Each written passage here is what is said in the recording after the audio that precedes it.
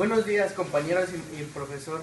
Nuestro equipo está conformado por Angoa Navarro, Brittany Sherlyn, Bailón Marrón, Susana Montserrat, Flores Ramírez, Mariana Fernanda, García Mendoza, Arián Yair, Ramírez Solares, Ingrid Jocelyn. de la Escuela Preparatoria Oficial número 161 de la materia Historia de México, con el profesor Martín Alejandro del Carmen, presentando el tema de Zapata, Villa y los inicios de la Revolución Mexicana.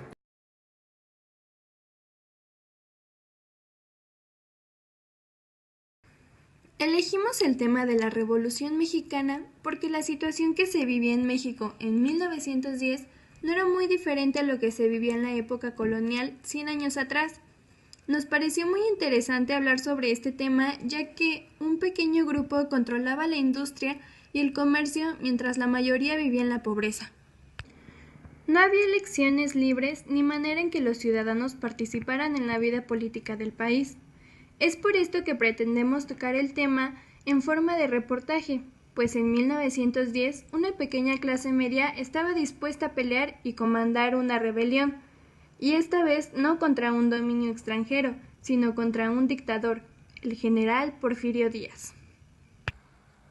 Por otra parte, también hablaremos de Emiliano Zapata Salazar, quien fue un líder revolucionario y reformador agrarista mexicano, y de Doroteo Arango Arámbula, más conocido como Francisco Villa o Pancho Villa, quien también fue un líder revolucionario mexicano, el cual reclutó en sus tropas a jornaleros y pequeños colonos desposeídos de sus tierras, y participó destacadamente en varias batallas contra el gobierno federal.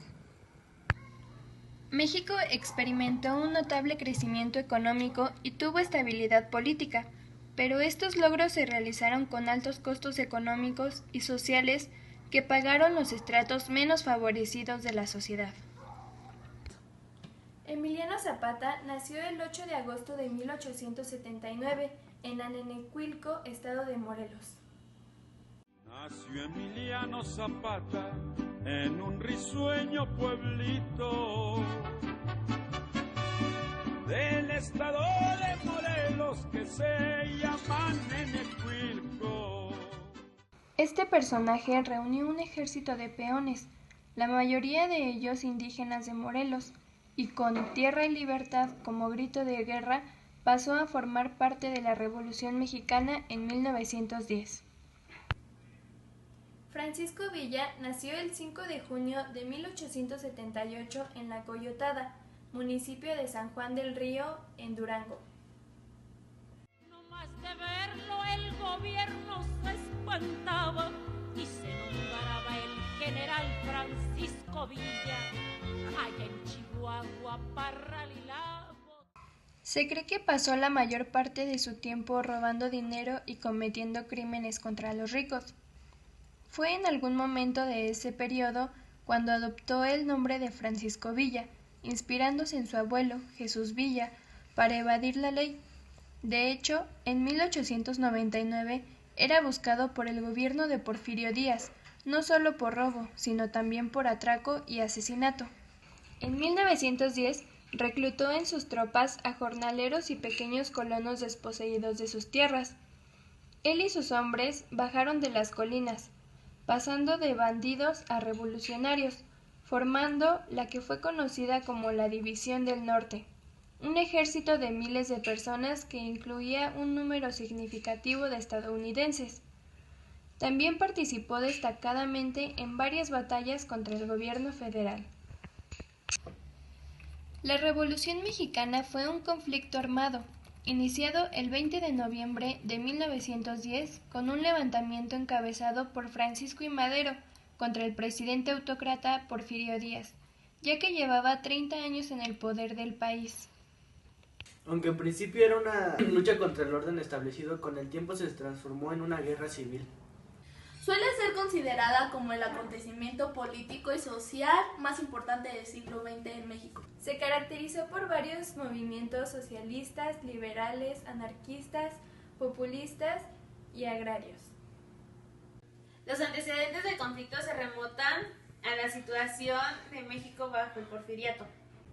Desde 1876 el general oaxaqueño Porfirio Díaz ejerció el poder en el país de manera dictatorial. La situación se prolongó por 34 años, durante los cuales México experimentó crecimiento económico y estabilidad política. Estos logros se realizaron con altos costos económicos y sociales, que pagaron los estratos menos favorecidos de la sociedad y la oposición política al régimen de Díaz. Durante la primera década del siglo XX estallaron varias crisis que reflejaban el creciente descontento de algunos sectores con el porfiriato. Francisco I. Madero realizó diversas giras en el país con fines de formar un partido político que compitiera en las elecciones. Díaz lanzó una nueva candidatura a la presidencia y Madero fue arrestado en San Luis Potosí. Durante su estancia en la cárcel se llevaron a cabo las elecciones que dieron el triunfo a Díaz. Madero logró escapar de la prisión estatal y huyó a los Estados Unidos. Desde San Antonio proclamó el Plan de San Luis, que llamaba a tomar las armas contra el gobierno de Díaz el 20 de noviembre de 1910. Porfirio Díaz presentó su renuncia y se exilió en Francia. En 1911 se realizaron nuevas elecciones donde resultó electo Madero. Desde el comienzo de su mandato tuvo diferencias con otros líderes revolucionarios que provocaron el levantamiento de Emiliano Zapata y Pascual Orozco contra el gobierno maderista. El levantamiento militar, conocido como Decena Trágica, terminó con el asesinato de Madero. Huerta asumió la presidencia, lo que ocasionó la reacción de varios jefes revolucionarios como Venustiano Carranza y Francisco Villa. Tras poco más de un año de lucha y después de la ocupación estadounidense de Veracruz, Huerta renunció a la presidencia. Los constitucionalistas pudieron iniciar trabajos para la redacción de una nueva constitución y llevar a Carranza a la presidencia en 1914. En el reacomodo de las fuerzas fueron asesinados los principales jefes revolucionarios: Zapata en 1917, Carranza en 1924, Villa en 1926 y Obregón en 1934. Actualmente no existe un consenso sobre cuándo terminó el proceso revolucionario. Algunas fuentes lo sitúan en el año de 1917 con la proclamación de la Constitución mexicana, algunas otras en 1920 con la presidencia de Adolfo de la Huerta o 1924 con la de Plutarco Elías Calles. Incluso hay algunas que aseguran que el proceso se extendió hasta los años 1940. Cuando se nace pobre, estudiar es el mayor acto de rebeldía contra el sistema. El saber rompe las cadenas de la esclavitud. Esto es todo por nuestra parte. Agradeciendo por su atención, nos despedimos deseándoles buen día. ¿A dónde van los trenes pasajeros? ¿A dónde van palomas del oriente? ¿A dónde irán los cantos más dolientes? Van a llorarle a un hombre guerrillero, el más bragado, más cabal y más valiente.